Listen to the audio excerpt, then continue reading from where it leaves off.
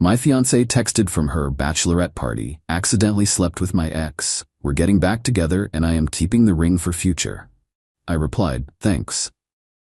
Then I emailed the $80,000 ring bill, which was in her name. And then, I, 32 male, am, or rather was, engaged. The wedding was supposed to be in 3 months. Now I'm just sitting in a very quiet condo, looking at a $1,500 box of useless cream-colored wedding invitations. It all fell apart last night. Thursday, 11:17 p.m. My fiancée Miranda, 30, was in another city for her bachelorette party. It was a 3-day weekend thing with her friends, led by her maid of honor, Becca. I was fine with it. Honestly, I was enjoying the quiet. I was probably half asleep playing a video game when my phone lit up.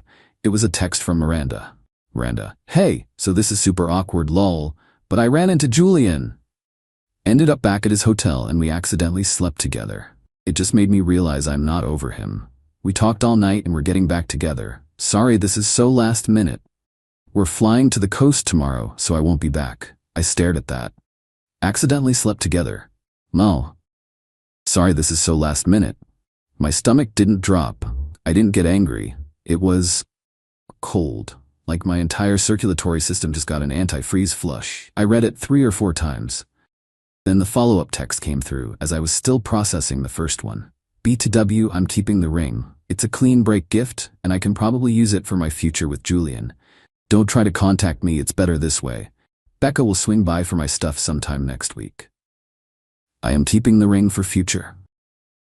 The ring.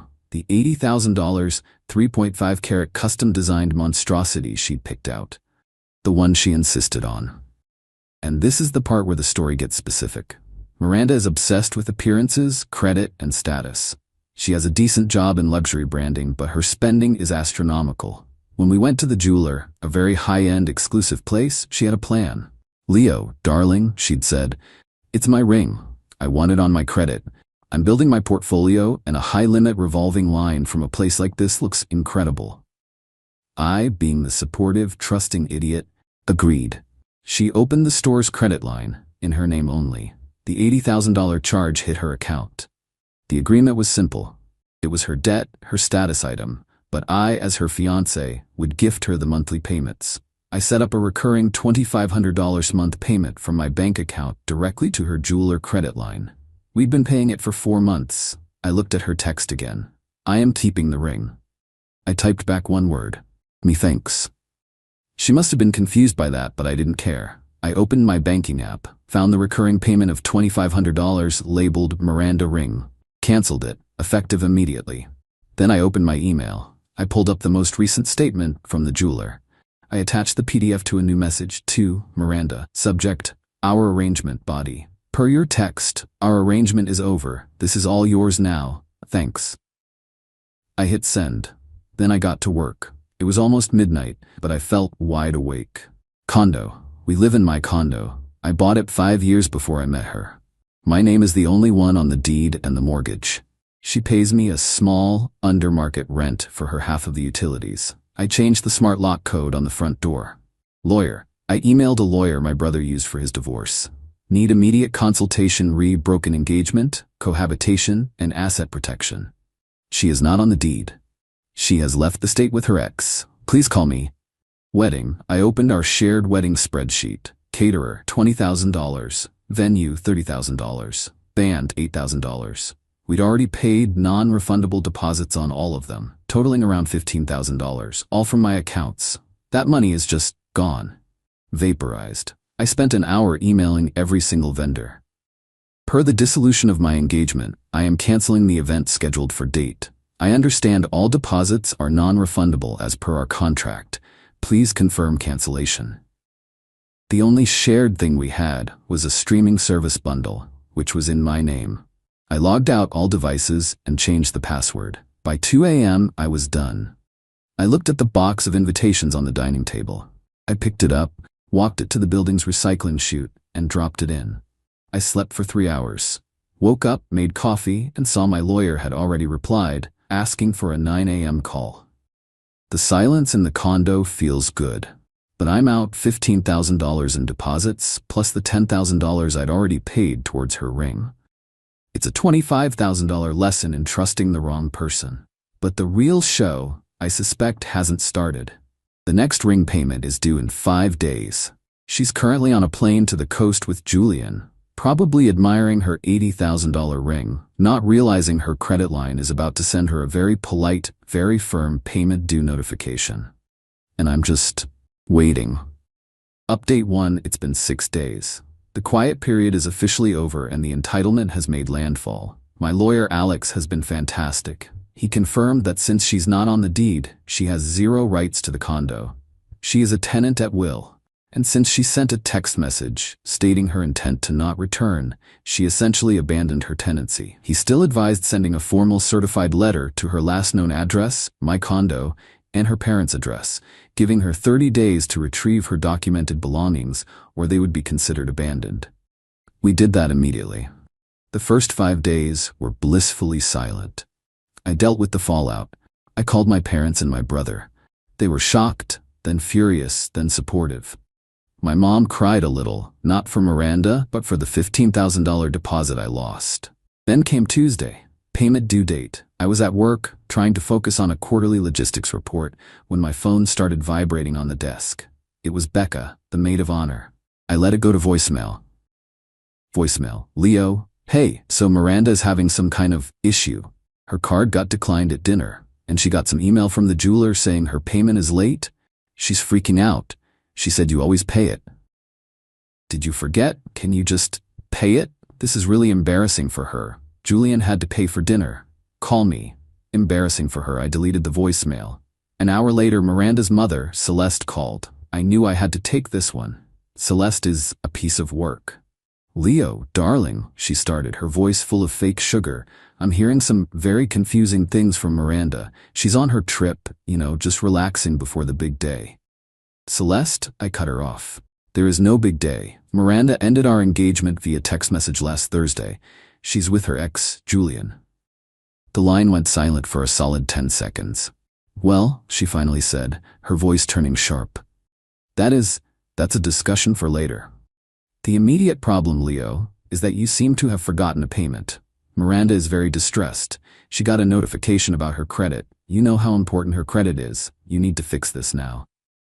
There's nothing to fix, Celeste. The ring is her property. The credit line is in her name. My gift payments were contingent on the engagement, which she terminated. A gift? She scoffed. Leo, you're not a child. You can't just take back a gift. You promised to pay for that ring. You are obligated to pay for that ring. It was part of the engagement. You're trying to punish her for a little wobble. A wobble? She's on the coast with him. She told me she was keeping the ring to use with him. She can pay for it. Leo, you are being unbelievably petty and cruel, she shrieked. She doesn't have $2,500 a month just lying around. You know her budget. Julian certainly can't afford it. You've trapped her. I've trapped her. By stopping payment on a debt she opened for a ring she is keeping to be with a man she cheated on me with. The logic was breathtaking. Celeste, this conversation is over. From now on, Miranda and you can direct all communication to my lawyer, Alex. A lawyer? A lawyer? You're bringing lawyers into this? Over a ring? No, over her abandoning her tenancy and to schedule the retrieval of her belongings. He'll be happy to discuss the ring with her lawyer, too, if she'd like. Goodbye. I hung up and blocked her number. The main event happened at 8 p.m. last night. I was watching TV when my building's intercom buzzed. It was Miranda. She was back. And she was not happy. Intercom. Leo, open the damn door. The code isn't working. I picked up the intercom receiver. All communication goes through my lawyer, Miranda. You're not on the lease. Intercom. What the hell are you talking about? My stuff is in there. My clothes, my laptop. Open the door, you psycho. You abandoned your tenancy. You need to schedule a pickup time with Alex. He's available tomorrow between 10 a.m. and 2 p.m. for a civil standby. A civil standby? Are you kidding me? I'm calling the police, you abusive ass. Okay. I hung up the intercom. Sure enough, 30 minutes later, 2 police officers were at my door. I buzzed them into the building lobby and met them in the hallway. Miranda was there, teary-eyed and furious.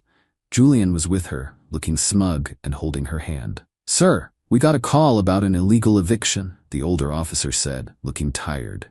This lady says you've locked her out of her home. Good evening, officers, I said calmly. This is my condo. I am the sole owner. I handed him a copy of my deed, which Alex told me to keep handy. Ms. Miranda here was my fiancée and a tenant at will. Last Thursday, she sent me this text message. I showed him the phone. The text about leaving, not coming back, and taking the ring. This text states her clear intent to abandon the residence, I said. My lawyer has already sent a certified letter for her to retrieve her belongings, which I have not touched. She needs to schedule a time. The officer read the text. He read it again. He looked at Miranda. Ma'am, this text says you're not coming back. He's twisting my words, Miranda wailed. I was emotional. He's punishing me. He's stolen my ring. Julian stepped up. Yeah, man, he's holding her $80,000 ring hostage. I have not, I said. She has the ring. She's wearing it. The cops looked at her hand. There it was. The dispute, I explained, is that she opened an $80,000 credit line in her own name to purchase that ring, and I was gifting her the payments. I stopped the payments when she ended the engagement. The debt is, and always has been, legally hers. The smug look on Julian's face just evaporated. He looked at the ring on her finger like it was a grenade. Ma'am, the officer said, sighing, this is a civil matter. A clear civil matter. We can't force him to let you in. You need to go through your lawyer, like he said, and schedule a time to get your property.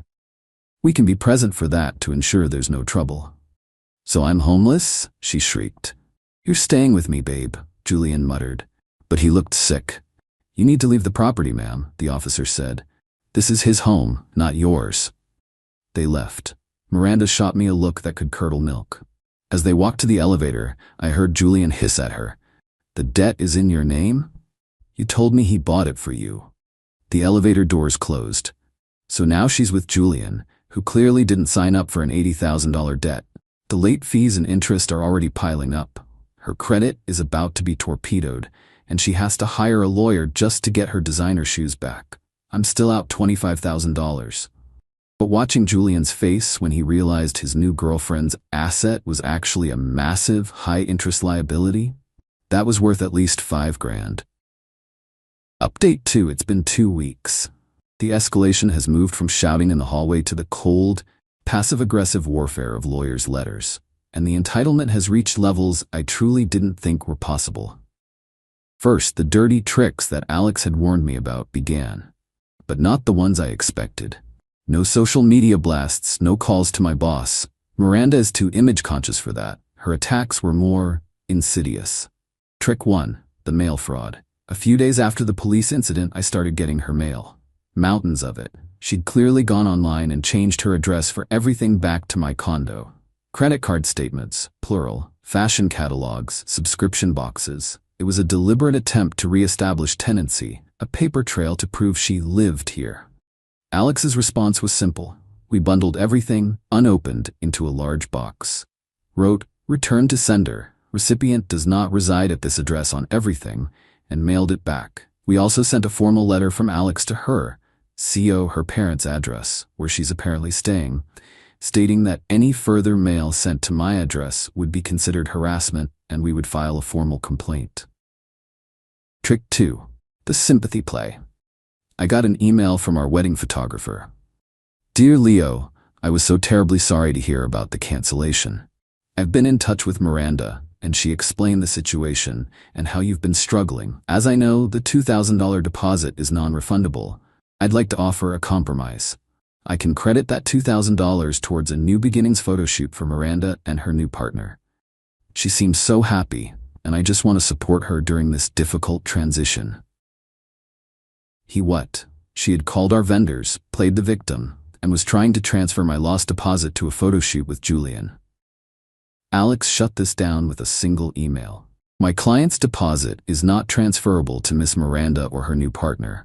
Any attempt to repurpose my client's funds for her benefit will be considered conversion. The cancellation stands as per the contract. The photographer apologized immediately, saying he'd been misled. Trick 3. The big one. The legal demand. This is where it gets truly wild. Alex received a formal demand letter from Miranda's new lawyer. I'm summarizing, but this was the gist. Unlawful eviction. She claims my changing the locks was an unlawful eviction, and that her text was written under duress and emotional distress. She's demanding $10,000 in damages for alternative lodging, aka staying with her mom, and emotional pain. Property. She's claiming half the furniture in the condo, the high-end sound system, and a piece of art I bought 2 years ago, claiming they were all gifts to her. The ring, this is the best part. She admits the credit line is in her name. However, she claims I fraudulently induced her into opening it with a verbal contract to make all payments. She is demanding I either A. Assume the full $80,000 debt immediately, B. Pay her a lump sum of $120,000, 80 K for the ring plus 40 K for punitive damages and credit reputation repair, so she can pay it off. She is, in essence, suing me to pay for the ring she is keeping, which she is wearing while living with her ex. I actually laughed. Alex just smiled. Our response was, as he put it, a precision strike. On eviction, we attached her text. The phrases "lol" and "sorry this is so last minute" are not indicative of a person under duress. She clearly stated her intent to abandon the residence. We also noted the police report where the officers deemed it a civil matter. On property, we attached the credit card and bank statements for the sound system, the furniture, and the art, all purchased from my accounts before she even moved in. Miss Miranda is welcome to her personal belongings, clothes, toiletries, laptop, but she is not entitled to Mr. Leo's personal property. Her claims are frivolous. On the ring, this was Alex's masterpiece. Your client, a professional in luxury branding, willfully and eagerly opened a line of credit in her own name to build her portfolio. She is a sophisticated party to that agreement. My client's gift payments were a conditional gift, with the condition being the marriage. Your client unilaterally broke that condition. By her own admission in her text message, see Exhibit A, she is keeping the ring. She cannot simultaneously keep the asset and discard the liability. My client's thanks, see Exhibit B, was his formal acceptance of her new terms. The debt is hers. Any further claims on this matter will be met with a countersuit for harassment and legal fees. The immediate fallout was radio silence for 48 hours. Then Julian called me from a blocked number. Man, you have to help me, he sounded desperate. She's insane. She's getting calls from the jeweler non-stop. Collection agencies. It's only been 2 weeks. They're high interest, man. She told me it was paid for. I can't be part of this. That sounds like a you and her problem, Julian. No, listen, she wants to sell it. But she took it to a jeweler here, and they said resale on a custom piece like that it's like $30,000, tops. She's $50,000 in the hole. She's screaming and crying all day. Her credit is already shot. She can't even get a new credit card. You gotta just pay it. For her. You loved her, right? You're ruining her life. I'm ruining her life? By not paying for the ring she's wearing while living with you? This conversation is over. I hung up. So the reality has hit. The $80,000 ring has a resale value of $30,000. She's missed the first payment. Her interest rate has probably skyrocketed to the penalty APR, which on those store cards is 29.99%. She is $50,000 plus in debt. The debt is growing daily, her credit is in the sewer, and her new future just called me to beg me to fix it. The civil standby to get her stuff is this Friday. I'm almost looking forward to it. Final update, this is it. The last chapter. It's over. Friday morning. The civil standby. Alex told me to be polite, non-confrontational, and to have everything of hers packed, itemized, and by the door. I spent Thursday night doing just that. Clothes, shoes, 15 kinds of face cream, her laptop, her curling irons. I boxed it all. It filled 14 boxes. At 10 a.m. sharp, the police officer, the same tired one from before, and Alex were at my door. Miranda, Celeste, and Becca were in the hallway. Julian was nowhere to be seen. Good for him, I guess. He learned faster than I did. All right, the officer said. Mr. Leo will remain inside his apartment. Ms. Miranda, you and your helpers can retrieve the boxes by the door. You will not step further into the apartment. You will not harass him. You get your things and you leave. Understand? Miranda was pale and her eyes were puffy. She just nodded, refusing to look at me. Celeste, however, looked ready for war. I opened the door. They saw the stack of 14 boxes. That's it? Becca snapped. She has way more stuff than that. Her possessions are in those boxes, I said. Everything on the list she provided her lawyer. As they started grabbing boxes, Celeste accidentally tried to walk past me into the living room. I just need to check the bathroom for her. Alex stepped in front of her. Ma'am, you will remain in the entryway.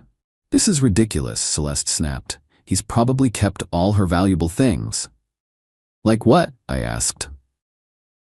The serving platter my grandmother gave her. It's in box 4, I said, labeled kitchen.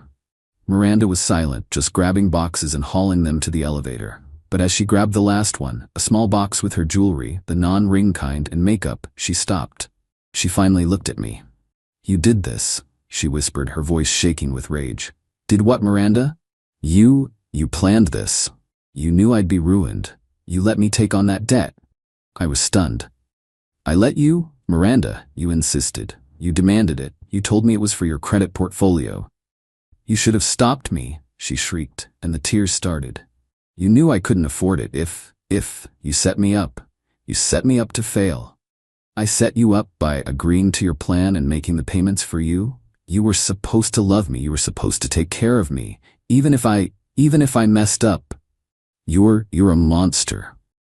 Celeste put her arm around her. It's okay, baby. We'll sue him for every penny. This is emotional abuse, what he's done. Alex actually sighed. Celeste, the time for threats is over. You have your belongings. You need to leave. Now, or the officer will escort you out. The officer nodded. Miranda looked at me one last time. I hope you're happy, Leo. You in your empty, sterile apartment. You won. You ruined my life. I have nothing. You have the ring, Miranda, I said, pointing to her hand. She looked at it like it was radioactive. They left. The officer thanked Alex, nodded at me, and left. Alex and I stood in the empty entryway. Well, he said, straightening his tie. That was something. She really believes it, doesn't she? That you're the villain. Yeah, I said. She does. Don't worry about the threats, Alex said. She's got no case. She's got no money for a retainer. She's done. That jeweler, though, they are not done with her. She'll likely have to declare bankruptcy before she's 31. And the ring? She'll have to surrender it in the bankruptcy, and it'll be auctioned off for pennies on the dollar, but the debt will be gone. She'll get her fresh start, with a credit score in the 400s. He left. I closed my door. The chain lock clicked into place. The silence was loud. I'm still out the $25,000. That hurts. It's a significant, stupid loss. It's the price of admission for this lesson. I'm not happy. I'm not celebrating. I just feel tired and empty. But I also feel free. I don't know what happens to Miranda. I heard from my brother, who heard it from a friend, that Julian blocked her on everything. Her mom is apparently trying to take out a second mortgage to pay the jeweler, but they won't settle. They want the full amount plus fees, which are now approaching $6,000 in interest and penalties. She's trapped in a prison of her own design, built on status and entitlement. I won, I guess. But it doesn't feel like a victory. It just feels like the end. I'm taking a week off work. I'm going to paint the living room. Then I'm going to see my parents. I'm done with this. To anyone reading this, trust your gut. If someone's obsession with the image of a life is stronger than their respect for you, run. Just run.